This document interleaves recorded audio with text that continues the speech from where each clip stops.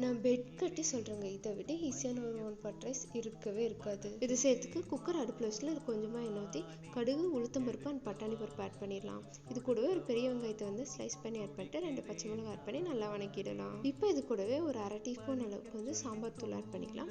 சாம்பார் தூள் வந்து உங்கள் காரத்துக்கு ஏற்ப நீங்கள் கூடவோ குறைச்சோ போட்டுக்கோங்க. இப்போ இதுக்கு தேவையான அளவு தண்ணி ஊற்றிடலாம். என்னோட அரிசிக்கு 1 டம்ளர் அரிசிக்கு 2 டம்ளர் தண்ணி தேவைப்படும். இப்போ தேவையான அளவுக்கு ஒரு கொத்து கருவேப்பிலை, 1/4 டீஸ்பூன் மஞ்சள் தூள், 1/2 டீஸ்பூன் அளவுக்கு சீரக மிளகு சேர்த்து அது நல்லா கொதிச்சதுக்கு அப்புறமா நம்ம வந்து அரிசி ஆட் பண்ணிடலாம். அரிசி ஆட் பண்ணிட்டு அதை நல்லா மிக்ஸ் பண்ணி விடலாம். இந்த ஸ்டேஜில் உப்பு காரம் செக் பண்ணிட்டு தேவையான போட்டு கடைசி அது மேலே ஒரு கைப்பிடி அளவுக்கு கொத்தமல்லி இலைகளை தூவி இதை வந்து மூடி வச்சிடலாம். இப்போ இதை வந்து 3 விசில் விட்டு எடுத்துடலாம். இப்போ பாருங்க 3 விசில் வந்து ஃபுல்லாக ப்ரெஷர் ரிலீஸ் ஆயிடுச்சு.